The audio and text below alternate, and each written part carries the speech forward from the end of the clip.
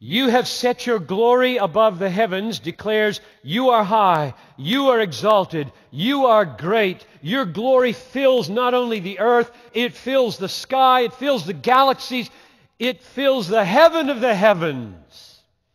And then, by contrast, babies are introduced.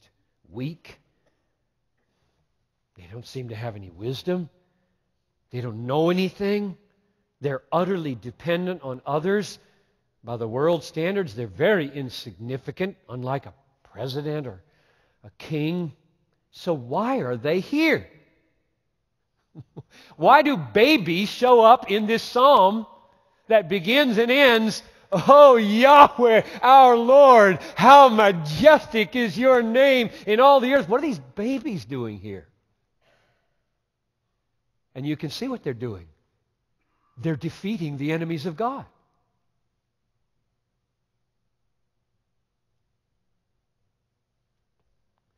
Out of the mouth of babies and infants, you have established strength. Now, we don't know right here yet what's coming out of their mouths. I mean, I think, well, they're just crying, maybe.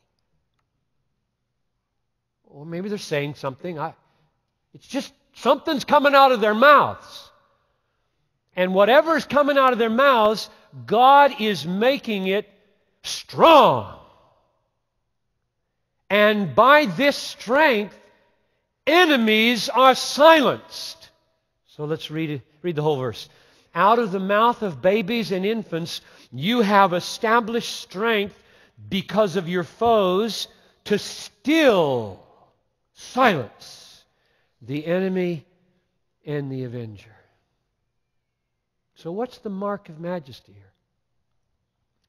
The mark of majesty is that God, in His majesty and greatness, stoops to make babies the means of His triumphs. That's the mark of the majesty of God. God's majesty is the kind of majesty that stoops to make the weakest possible human the means of His triumphs over His enemies. Don't miss this. This is very strange. God has enemies. Right there in the middle of verse 2. Because of your foes. But think about it. He's God. It is not a problem for God to have an enemy. Just squash him. Just say, be no more, and he's out of existence. This is not a problem for God to have an enemy. He doesn't lose any sleep. He never gets tired. He's never fumbling the ball. He's never wringing his hands. He always knows exactly what he's going to do. For God to have an enemy is not a problem for God. So, what's going on? Instead of squashing them, instead of using His omnipotent word to put them out of existence, God chooses to defeat His enemies with babies. Doesn't say why, He just does it.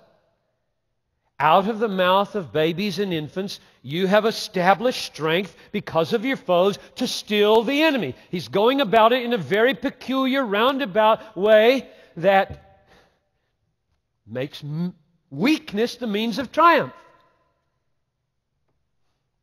That's the mark of God's majesty. He doesn't just stoop to listen to babies. He doesn't just stoop to care for babies. He stoops to make babies the instrument of His victory. God conquers His foes through the weaknesses of the weak. I mean, it's speech. It's not even this little baby's arm. It's just what's coming out of his mouth. So the weakness of the weak silences the enemy. That's the first contrast. Number 2, verses 3 through 8. David's writing this psalm. He describes God as a majestic creator. Verses 3 and 4. Let's read that.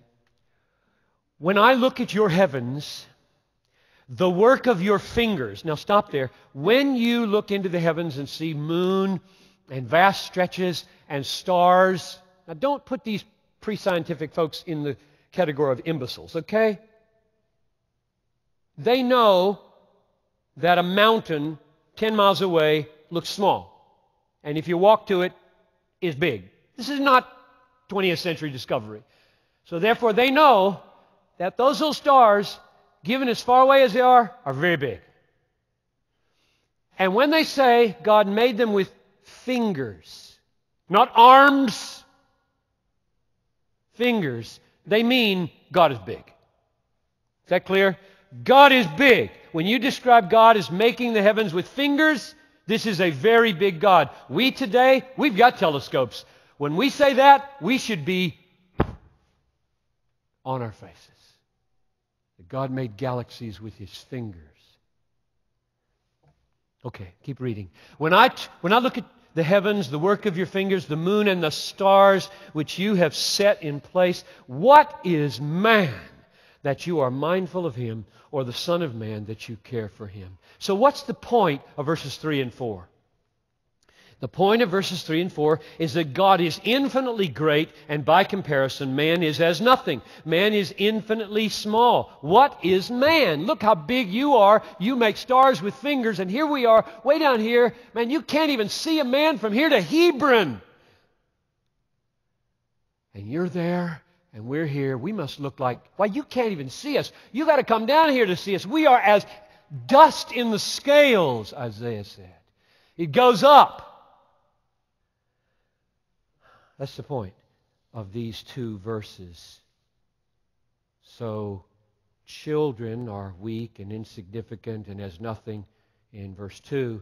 And now man, in general, is weak and insignificant and as nothing in verses 3 and 4. So the same question applies. What are you doing here? This psalm is about, O Lord, our Lord, how majestic is your name in all the earth. What are these babies doing here? And what are these low, no-count humans doing here when this psalm is about God's majesty?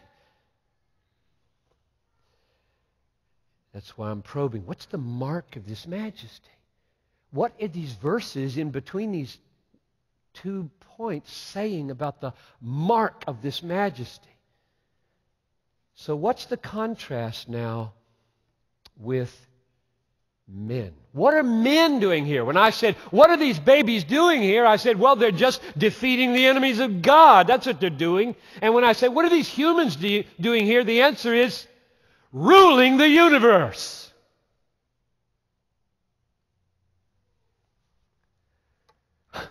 Okay. Let's read it. Verse 6. You, O God, have given him dominion over the works of your hands. You got a problem with space travel? You got a problem with building cities on Mars? I don't. God made Mars with his finger, and he said to man, rule my works.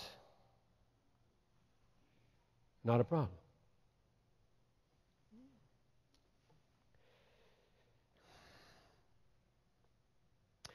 That's absolutely astonishing to me. What is man that you are mindful of him? The Son of Man that you care for him?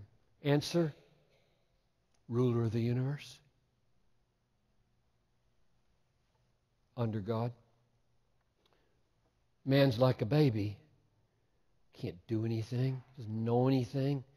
He's not God. By comparison with God, we are lower than babies, more ignorant than babies.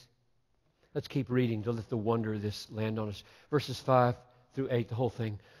You have made him a little lower than the heavenly beings and crowned him with glory and honor. You have given him dominion over the works of your hands. You have put all things under his feet, all sheep and oxen, also the beasts of the field, the birds of the heavens, the fish